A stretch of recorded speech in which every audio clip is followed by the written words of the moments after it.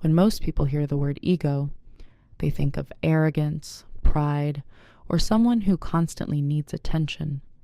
But what if the ego isn't your enemy at all? What is the ego really? And why did Carl Jung believe that understanding the ego is one of the most important steps toward self-awareness? Before we begin, subscribe if you're fascinated by psychology, Carl Jung, and personal growth. And let me know in the comments, when you hear the word ego, what comes to mind? According to Carl Jung, the ego is simply the part of your mind that creates your sense of identity. It helps you navigate the world, make decisions, and understand who you are. The problem begins when you mistake that identity for your entire self. Because beneath the ego lies something much deeper. Jung believed we all wear a persona, the mask we show the world. We all carry a shadow, the parts of ourselves we hide, reject, or refuse to acknowledge. And beneath both are unconscious forces that quietly shape our thoughts, emotions, creativity, and behavior. Understanding the ego, the persona, and the shadow can completely change the way you see yourself. It can help you become more authentic, more creative, and more aware of the hidden patterns that have been shaping your life. In this video, we'll explore what the ego really is, how Carl Jung's ideas about the persona and shadow influence your identity, and why your greatest potential may be hiding in the parts of yourself you've never fully understood. Part 1. What is the ego? Carl Jung's explanation.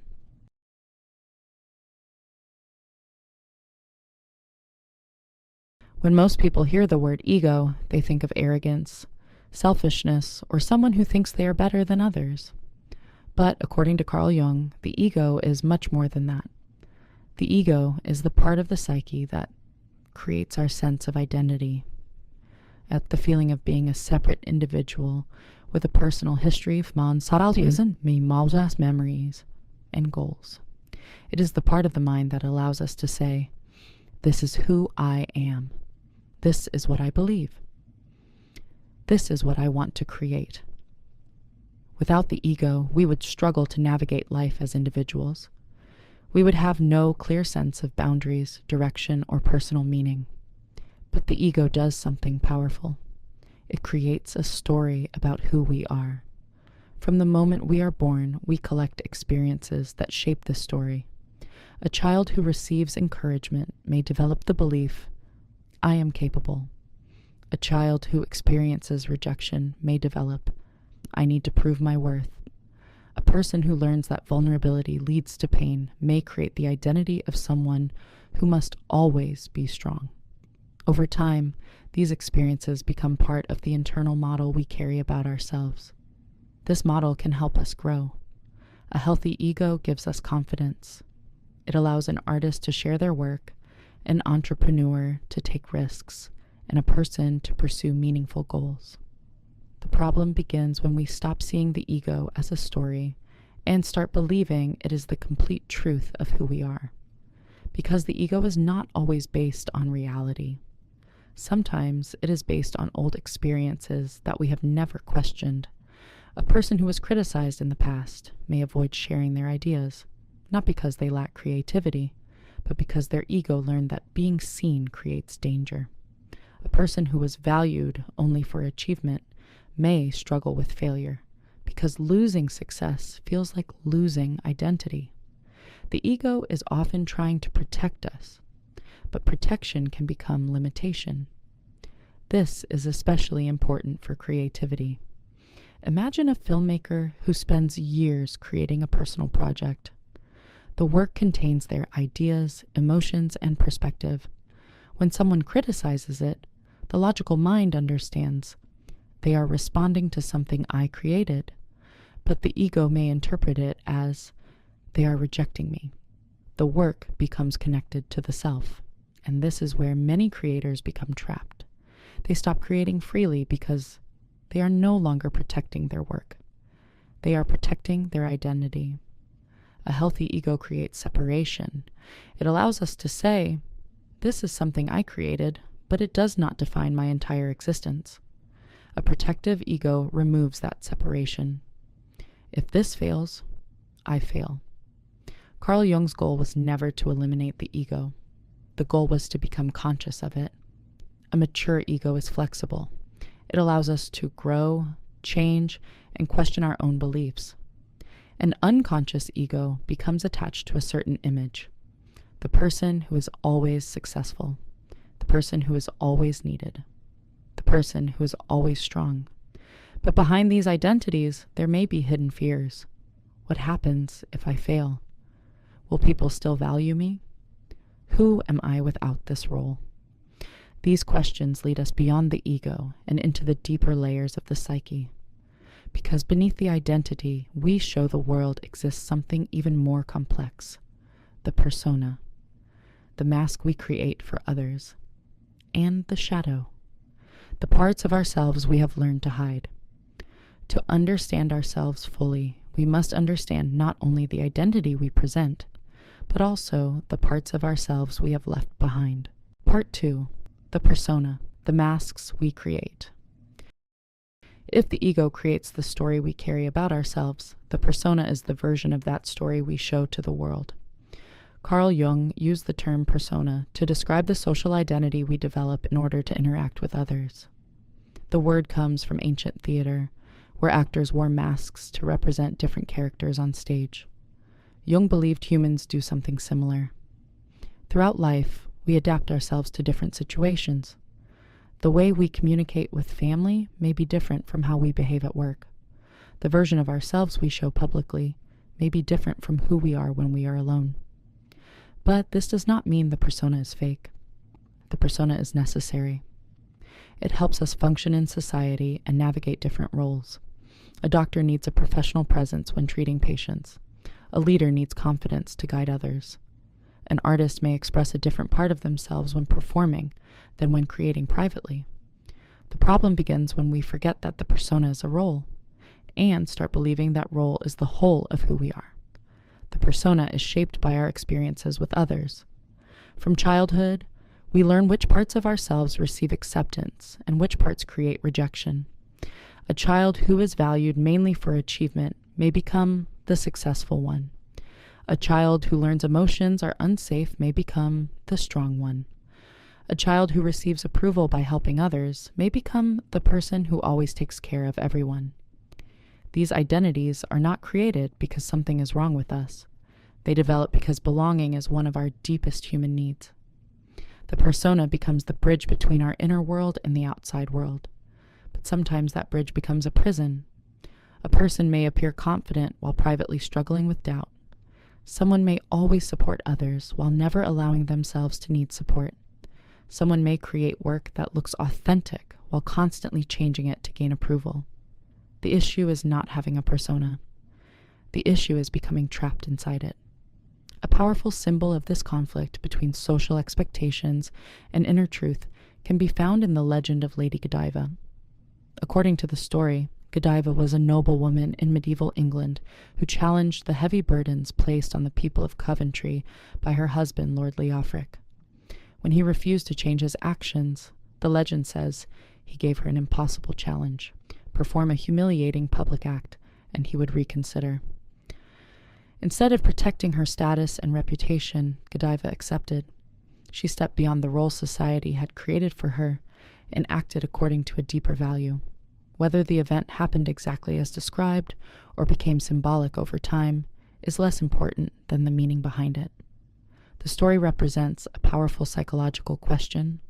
Are we choosing our roles consciously, or are we trapped inside them? Most of us will never face a moment like Lady Godiva, but we experience smaller versions every day. The person who always appears successful may need to admit uncertainty. The person who is always strong may need to show vulnerability. The person who always pleases others may need to say no. The challenge is not removing the persona. The challenge is becoming aware of it. Authenticity does not mean having no mask. It means remembering that you are the person wearing it. A performer can create a stage identity without losing themselves. A leader can inspire confidence without pretending they never struggle. An artist can shape their public image while still expressing something genuine. The goal is not to destroy the persona. The goal is to use it consciously. This becomes especially important for creativity. Every meaningful creation reveals something personal about the creator. That is why many artists fear sharing their work. The deeper fear is often not, what if people dislike my work? What if people dislike what my work reveals about me? The persona seeks approval, safety, and control. Creativity requires the opposite: experimentation, uncertainty, growth. The greatest creators understood that identity is not something fixed that must be protected forever. It is something that continues to evolve. The persona is not the enemy. But when we mistake the mask for the person wearing it, we lose connection with the deeper parts of ourselves. If you recognize yourself in this, I'd love to hear your thoughts. What role have you carried for a long time? The successful one, the strong one, the person who always helps others? And what part of yourself might exist underneath that role? Share your experience in the comments, because your reflection might help someone else recognize their own pattern. And if you want to continue exploring the hidden forces behind personality, creativity, and personal transformation, subscribe to the channel. Part 3, The Shadow, the Parts of Ourselves We Hide. When people hear the word shadow, they often imagine something dark, negative, or dangerous. But Carl Jung meant something very different. The shadow is not the evil part of ourselves. It is the unconscious part. It contains the emotions, qualities, desires, and experiences that we have pushed away because they did not fit the image we wanted to maintain. And this is important. The shadow does not only contain our pain, it also contains forgotten parts of our potential. A person who was taught to always be practical may suppress their imagination. Someone who learned to always be independent may hide their need for connection. Someone who was rewarded for being perfect may bury their curiosity, playfulness, and willingness to make mistakes. The shadow is made of the parts of ourselves we never fully allowed to exist. One of the clearest ways the shadow reveals itself is through our emotional triggers. A trigger is a moment when our reaction feels much stronger than the situation seems to justify. Someone makes a small comment, and we feel deeply attacked. Someone succeeds, and we feel unexpected jealousy. Someone expresses confidence, and we immediately feel irritation. These moments are uncomfortable, but they can also become opportunities for awareness. A strong reaction does not always mean the other person is the problem. Sometimes it reveals something within ourselves. Imagine someone who feels intense frustration toward a confident person. Maybe that person truly is arrogant. But another possibility is that their confidence represents something we have denied in ourselves. Maybe we learned that standing out was unsafe. Maybe we were taught to make ourselves smaller. Maybe we buried our own ambition because we feared judgment. The reaction becomes a doorway. Instead of only asking, "Why does this person bother me?" we can ask, "What is this reaction showing me about myself?" This is where the shadow becomes deeply connected to creativity. Creative expression often comes from places within us that are difficult to explain logically. A painting can express an emotion we never had words for. A song can reveal feelings we avoided. A story can explore fears, desires, and experiences we never fully understood. This is why creativity can feel mysterious. The creator is not only making something, they are discovering something. Many powerful artists have transformed their hidden experiences into creative expression. Frida Kahlo turned physical pain, emotional struggle, identity, and vulnerability into art that revealed parts of human experience many people avoid confronting. She did not remove the difficult parts of herself, she gave them a voice. This is one of the greatest lessons of the shadow. The parts of yourself you try to hide may contain some of your greatest creative power. Your sensitivity can become empathy. Your struggles can become wisdom. Your emotions can become expression. Many creative blocks are not caused by a lack of talent. They are often caused by protection. A writer may believe they have no ideas when the deeper fear is being judged. A musician may avoid releasing their work because criticism feels like rejection of themselves. A filmmaker may continue preparing forever because finishing means allowing others to see something personal. The conscious mind says, "I want to create." But the shadow asks, What happens if creating exposes something vulnerable? This conflict can lead to perfectionism, hesitation, and avoidance. The answer is not to eliminate fear.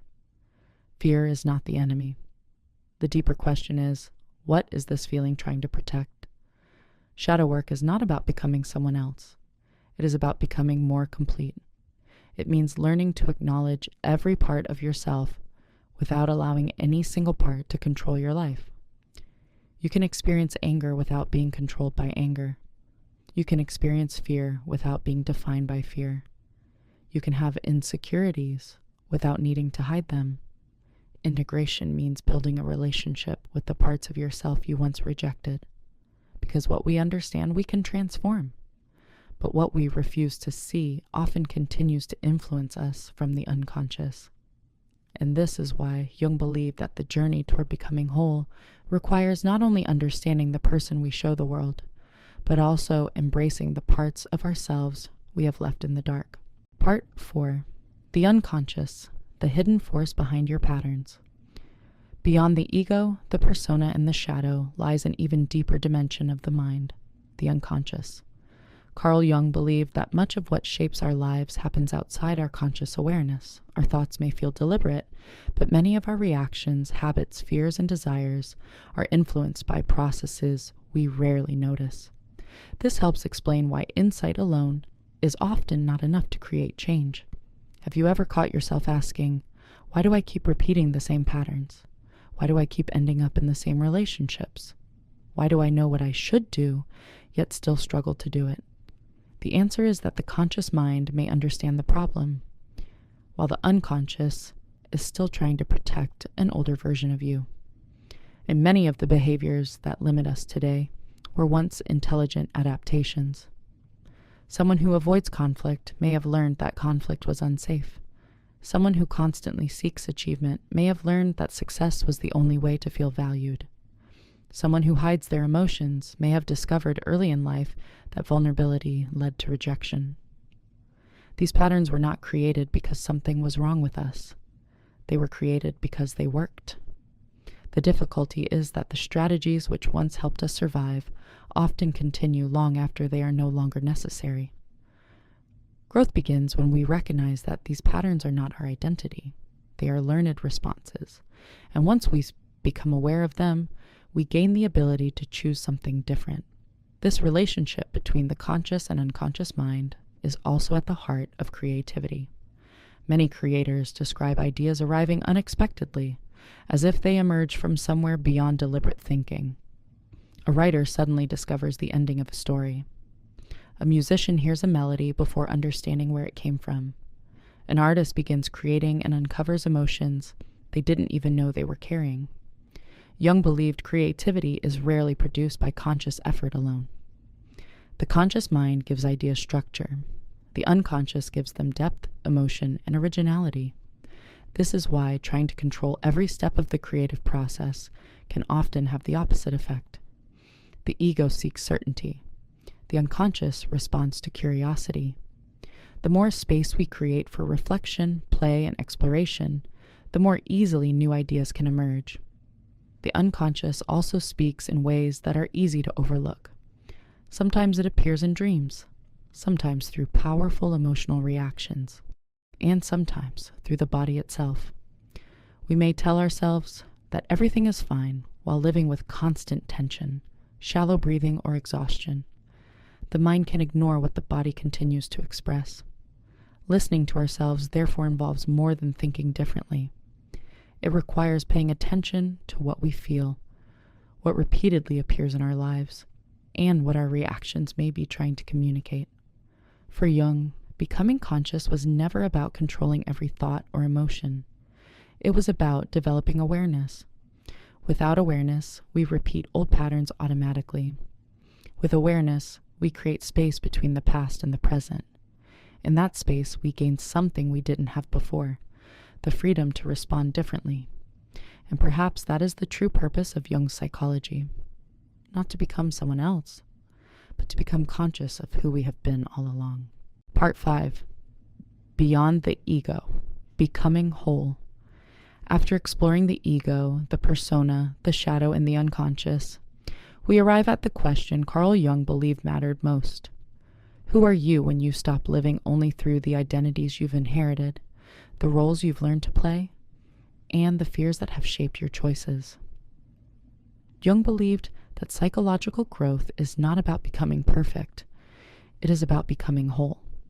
He called this process individuation, the lifelong journey of integrating every part of ourselves instead of identifying with only one. Within each of us exist different and sometimes conflicting drives. Part of us wants security. Another part longs for change. Part of us seeks recognition. Another fears being seen. Part of us wants certainty. Another wants to explore the unknown. The goal is not to silence one side in favor of another.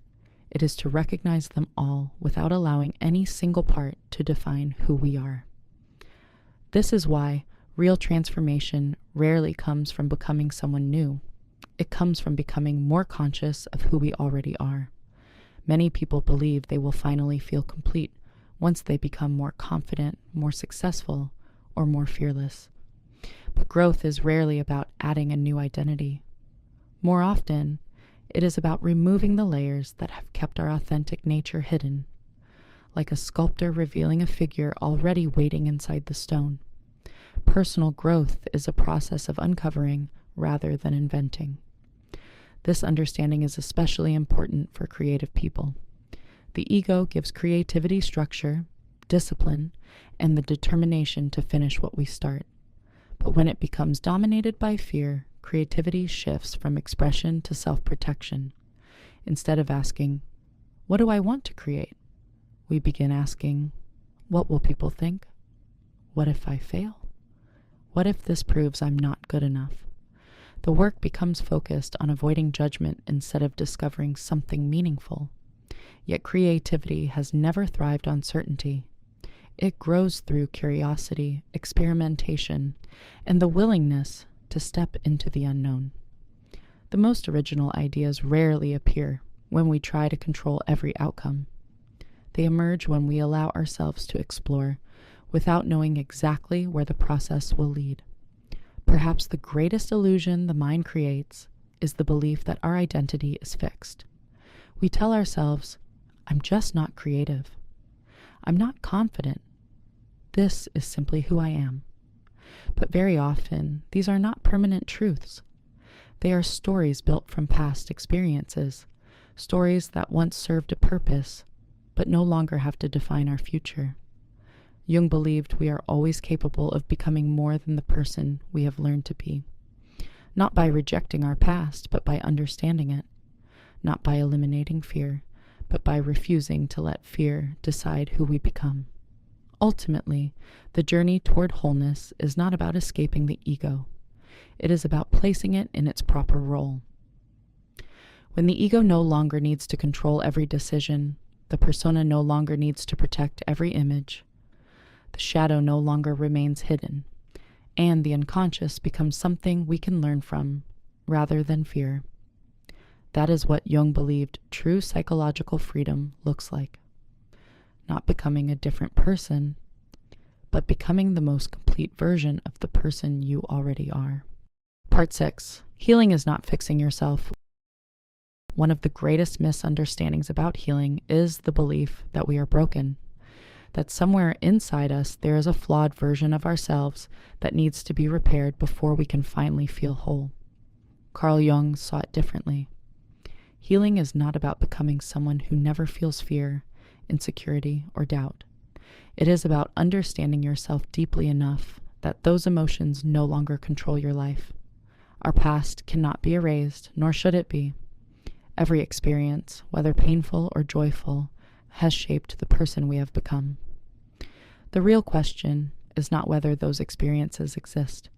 It is whether we continue living from them unconsciously or learn to relate to them in a new way. This is the difference between suppression and integration. When we suppress parts of ourselves, we try to hide them, deny them, or pretend they do not exist. But what is ignored rarely disappears. It simply finds another way to influence our thoughts, our relationships, and the choices we make. Integration is different. It begins with the willingness to acknowledge every part of ourselves without allowing any single part to define us. Fear can still be present. So can insecurity, sadness, or anger. The difference is that they become experiences we have, not identities we become. This is why the story of Lady Godiva remains such a powerful symbol. Whether viewed as history or legend, it reminds us of the courage it takes to stop living for an image and start living according to something deeper. Most of us will never face a moment as dramatic as hers, but we all encounter quieter versions of the same choice. The moment we admit we are struggling instead of pretending we are fine. The moment we share work that is imperfect but honest. The moment we choose a meaningful path instead of one that simply earns approval. Authenticity always requires vulnerability, because the moment we stop hiding, we also give up the illusion that we can control how others see us. Many of the patterns that once protected us were necessary. They helped us avoid rejection, criticism, uncertainty, or emotional pain. But there comes a point when survival is no longer enough. To truly live, we have to move beyond protecting ourselves and begin expressing ourselves. That does not mean fear disappears. It means fear is no longer making every decision.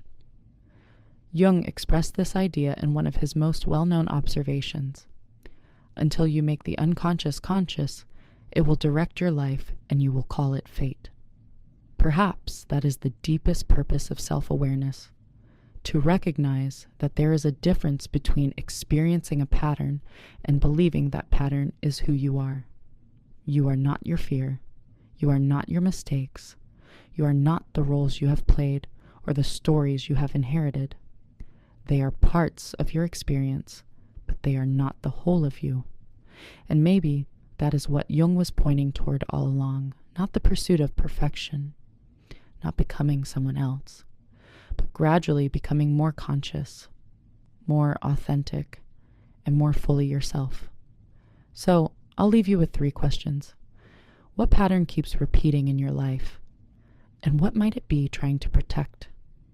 What role have you been holding on to that no longer reflects who you are becoming? And what part of yourself have you hidden that, if embraced, might become one of your greatest strengths? Conclusion: you are more than the story you tell yourself. Throughout this journey, we've explored Carl Jung's ideas of the ego, the persona, the shadow, and the unconscious. Each one reveals a different part of who we are, but none of them defines us completely. The ego gives us a sense of identity. The persona helps us move through the world. The shadow holds the parts we've hidden or rejected. And the unconscious quietly shapes patterns we often mistake for fate. But the purpose of understanding these ideas is not to judge yourself. It is to understand yourself more deeply. Real growth doesn't come from trying to become someone else. It comes from becoming aware of the patterns, beliefs, and identities that no longer serve you, so you can choose how you want to live instead of simply reacting from the past. Carl Jung believed that the goal of life was not perfection, but wholeness. Not eliminating fear, but learning from it. Not hiding the parts of yourself you struggle with, but integrating them into a more complete version of who you are. So perhaps the most important question isn't, what's wrong with me? It's, what is this part of me trying to teach me? Because the qualities you've tried to hide may become your greatest strengths. Your sensitivity can become empathy. Your struggles can become wisdom. Your creativity can become a way of expressing what words never could. And the more aware you become, the more freedom you have to shape your own life. If this video gave you a new perspective, I'd love to hear from you. What is one thing about yourself that you understand differently now? Share your thoughts in the comments. I read as many as I can, and your perspective might help someone else on their own journey. And if you enjoy exploring psychology, Carl Jung, creativity, consciousness, and personal growth, consider subscribing for more videos like this. Because understanding yourself isn't the end of the journey. It's where the real journey begins.